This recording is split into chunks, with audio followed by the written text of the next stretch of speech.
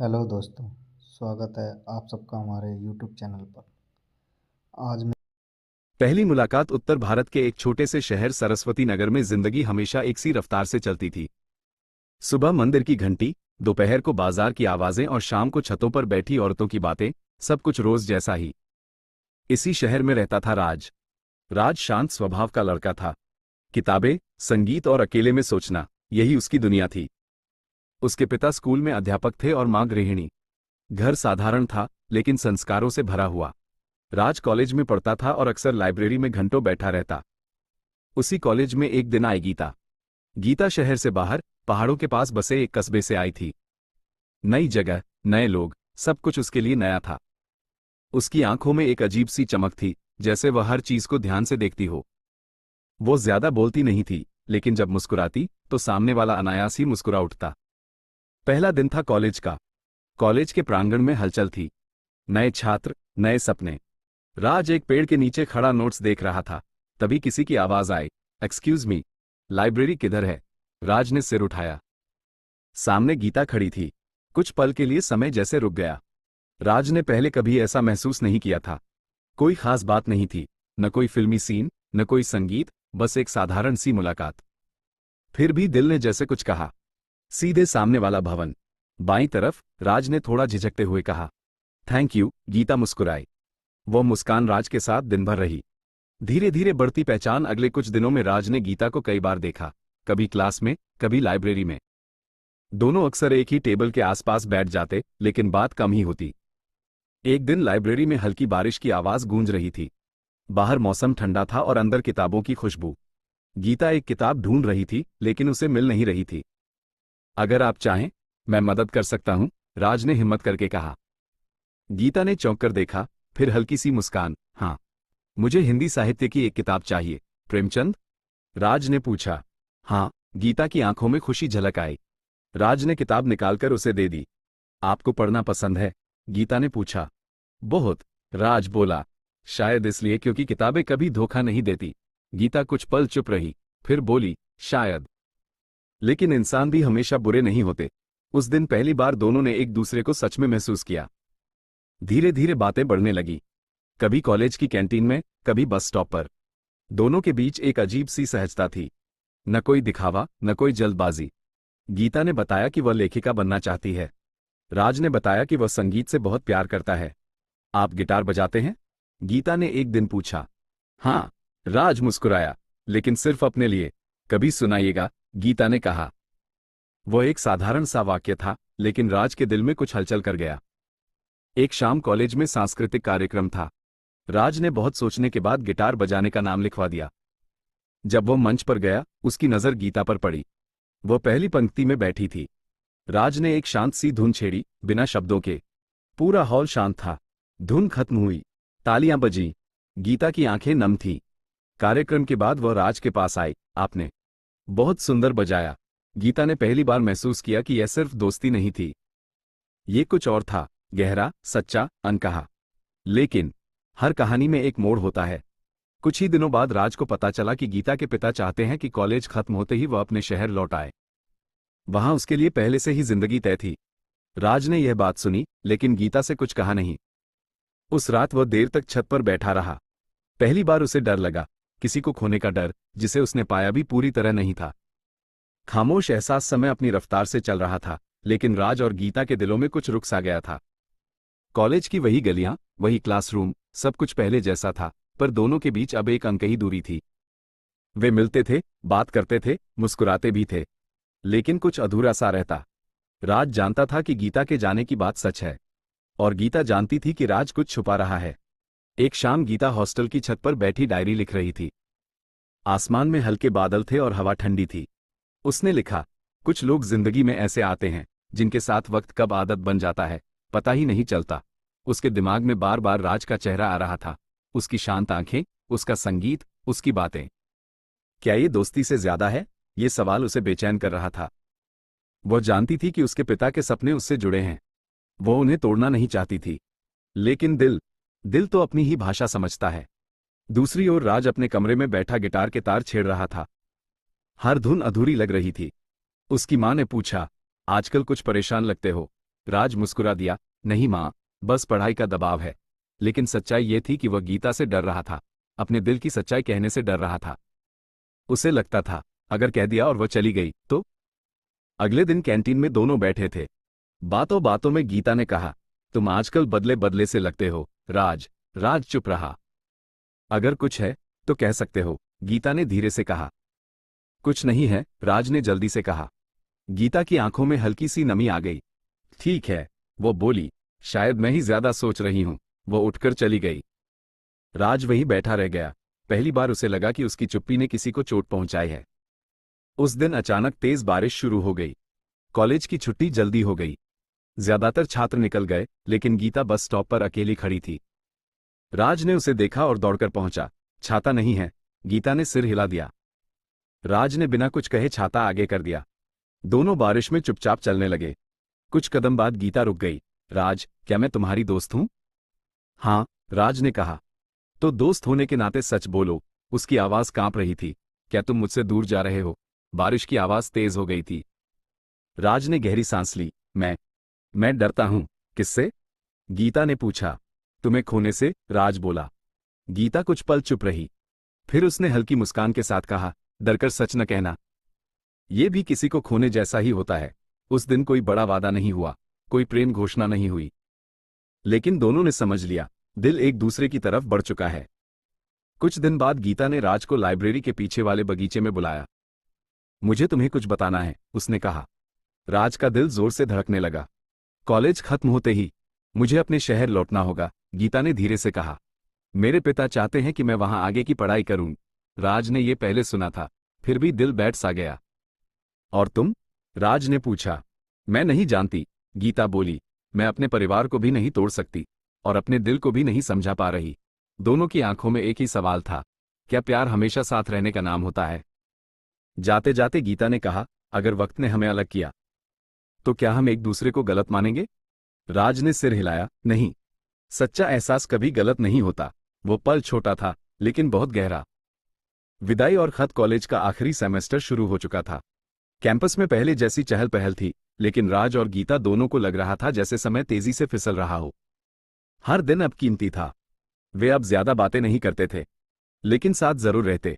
Library में पास पास बैठकर, canteen में एक ही मेज पर, या शाम को कॉलेज के गेट तक चुपचाप चलते हुए। कभी कभी गीता राज को देखती और सोचती, काश जिंदगी इतनी आसान होती कि दिल जो चाहे वही हो जाए। और राज सोचता, अगर कह दिया रुक जाओ, तो क्या ये स्वार्थ होगा? एक दिन नोटिस बोर्ड पर लिस्ट लगी, फाइनल एग्जाम डेट्स। गीता ने लिस्ट देखी और गहरी सांस ली। सब खत्म होने वाला है, उसने धीरे से कहा। राज ने उसकी तरफ देखा। शायद कुछ चीजें खत्म होकर भी रहती हैं। गीता हल्की सी मुस्कुराई, लेकिन उसकी आंखें नम थी। वो खत। उस रात गीता ने देर तक नींद नहीं ली। उसने अपनी डायरी खोली और एक खत लिखना शुरू किया, राज के नाम। उसने लिखा, राज, शायद मैं तुम्हें कभी वो सब न कह पाई जो दिल में था। तुम मेरी जिंदगी में शोर बनकर नहीं आए, बल्कि शांति बनकर आए। अगर हम साथ न भी चल पाए, तो भी तुम मेरी कहानी का सबसे खूबसूरत हिस्सा रहोगे। खत लिखकर उसने उसे बंद किया। उसे डर था, अगर दे दिया तो दिल और भारी हो जाएगा। आखिरी परीक्षा खत्म हुई। सब छात्र खुश थे, फोटो खींच रहे थे, हंस रहे थे। गीता भीड़ से अलग खड़ी थी। राज उसके पास आया, कल तुम जा रही हो, है ना? गीता ने सिर हिला दिया। हाँ, सुबह की ट्रेन है। कुछ पल की चुप्पी। फिर गीता ने बैग से वह खत निकाला। यह तुम्हारे लिए। राज ने कांपते हाथों से खत लिया। तुमने इसे क्यों लिखा? गीता ने कहा, क्योंकि कुछ बातें कहकर नहीं, लिखकर ही ठीक लगती हैं। उस रात राज ने खत कई बार पढ़ा। हर शब्द उसके दिल में उतरता चला गया। सुबह होने से पहले उसने गिटार उठाया, लेकिन आज संगीत नहीं निकला। उसने खुद से सवाल किया, क्या सच्चा प्यार सिर्फ छोड़ देना होता है, या कभी कभी रुकने के लिए कहना भी जरूरी होता है? सूरज निकल चुका था। राज ने घड़ी देखी, ट्रेन का समय नजदीक था। उसने बिना कुछ सोचे घर से निकलकर स्टेशन की ओर दौड़ लगा दी। प्लेटफॉर्म पर भीड़ थी। गीता अपने पिता के साथ खड़ी थी। तभी उसने दूर से आवाज सुनी, गीता। उसने पलटकर देखा। राज हाँफता हुआ खड़ा था। मुझे बस इतना कहना था, राज बोला, मैं तुम्हें रोक नहीं सकता। लेकिन अगर कभी तुम्हें लगे कि तुम लौटना चाहती हो, तो मैं यही रहूंगा। गीता की आंखों से आंसू बह निकले। तुम जानते हो, यही बात सबसे मुश्किल है। ट्रेन की सीटी बजी। गीता ने आखिरी बार राज की तरफ देखा, अपना ख्याल रखना, और वो ट्रेन में चढ़ गई। ट्रेन चली गई। राज वहीं खड़ा रहा। उसके हाथ में गीता की डायरी का वह पन्ना था और दिल में एक अधूरा लेकिन सच्चा प्यार। दूरी में भी पास गीता के जाने के बाद सरस्वती नगर वैसा ही था, वही सड़कें, वही कॉलेज, वही लाइब्रेरी। लेकिन राज के लिए सब कुछ बदल चुका था। अब हर जगह कोई याद छुपी थी। समय धीरे धीरे आगे बढ़ा। राज ने आगे की पढ़ाई शुरू की। संगीत अब सिर्फ शौक नहीं रहा बल्कि उसका सहारा बन गया। जब भी मन भारी होता वो गिटार उठाता और बिना शब्दों की धुन बजाने लगता। उधर गीता नए शहर में थी। नई क्लासें, नए लोग, नई जिम्मेदारियां। बाहर से वो मजबूत दिखती थी, लेकिन रात को डायरी खोलते ही दिल हल्का हो जाता। उसने लिखा, कुछ रिश्ते दूर होकर भी पास रहते हैं, शायद क्योंकि वे आवाज नहीं, एहसास बन जाते हैं। शुरुआत में दोनों ने तय किया था कि ज्यादा बात नहीं करेंगे, शायद दूरी आसान हो जाए। लेकिन कुछ हफ्तों बाद राज ने एक छोटा सा खत लिखा। गीता, ये शहर वैसा ही है, बस तुम्हारी मुस्कान की कमी खलती है। मैं ठीक हूं, उम्मीद है तुम भी ठीक हो। कुछ दिनों बाद जवाब आया, राज, यहां पहाड़ आज भी वैसे ही हैं, बस अब उन्हें देखने वाला दिल थोड़ा बदल गया है। खत छोटे थे, लेकिन उनमें बहुत कुछ छुपा होता था। समय के साथ गीता की पढ़ाई में सफलता मिलने लगी। उसके लेख कॉलेज मैगजीन में छपने लगे। राज को जब भी उसकी कोई उपलब्धि पता चलती, दिल से खुशी होती। लेकिन उस खुशी में भी एक खालीपन था। राज अक्सर सोचता, अगर वो यहां होती तो मैं सबसे पहले उसे बताता। और गीता सोचती, अगर वो सामने बैठा होता तो मैं उसे ये सब पढ़कर सुनाती। 3 साल बीत गए। एक दिन राज को एक ईमेल मिला, सरस्वती नगर साहित्य सम्मेलन। वो चौंक गया। ईमेल के नीचे एक नाम था, गीता शर्मा, विशेष वक्ता। राज ने स्क्रीन को देर तक देखा। दिल जोर जोर से धड़कने लगा। क्या सच में? फिर वही शहर सम्मेलन वाले दिन शहर में हल्की ठंड थी। वही सभागार, वही पुरानी यादें। राज दर्शकों की सीट पर बैठा था। तभी मंच पर एक आवाज गूंजी, अब हम आमंत्रित करते हैं युवा लेखिका गीता शर्मा को। राज ने सिर उठाया। गीता मंच पर खड़ी थी, पहले से ज्यादा आत्मविश्वास, लेकिन वही सादगी। उनकी नजरें मिली। कोई शब्द नहीं, कोई इशारा नहीं, बस एक पल जो सालों को समेटे हुए था। कार्यक्रम के बाद बाहर खुले मैदान में दोनों आमने सामने खड़े थे।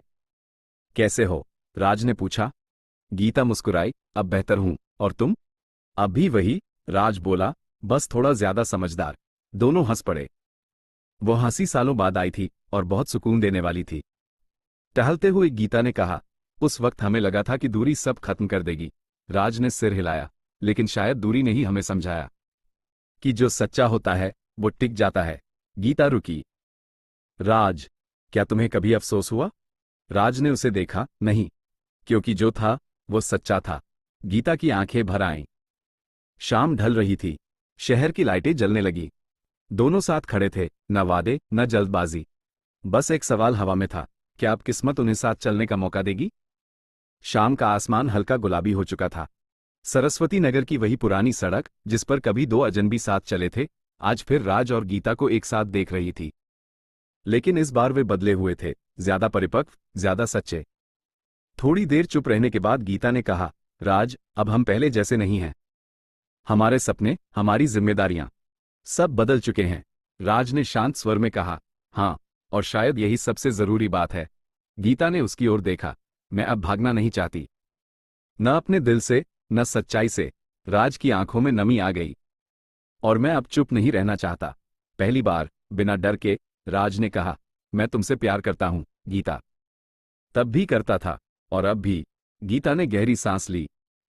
मैं भी, उसने कहा, लेकिन ये प्यार अब बचपन वाला नहीं है। ये समझदारी चाहता है। गीता को कुछ दिन शहर में रुकना था। इसी दौरान राज ने अपने माता पिता को सब कुछ बता दिया, शांत शब्दों में, पूरे सम्मान के साथ। उसके पिता ने ध्यान से सुना।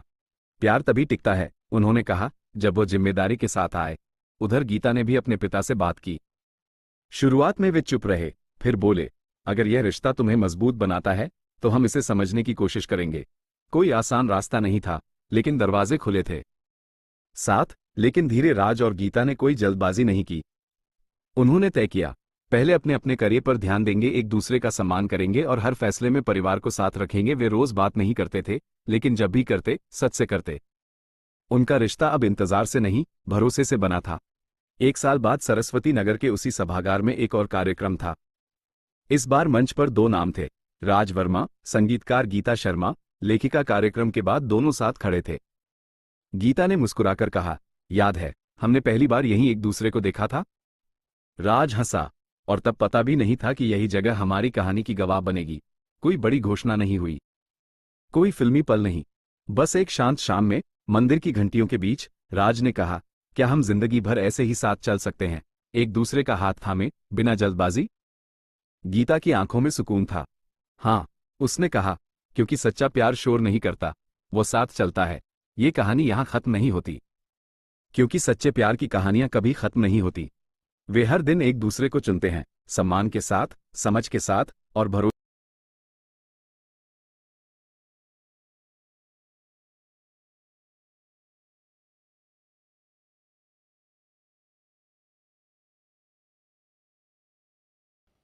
जुड़े रहें ऐसी नई मज़ेदार और रोमांचक कहानियों के लिए। चैनल को सब्सक्राइब करें, शेयर करें, लाइक करें।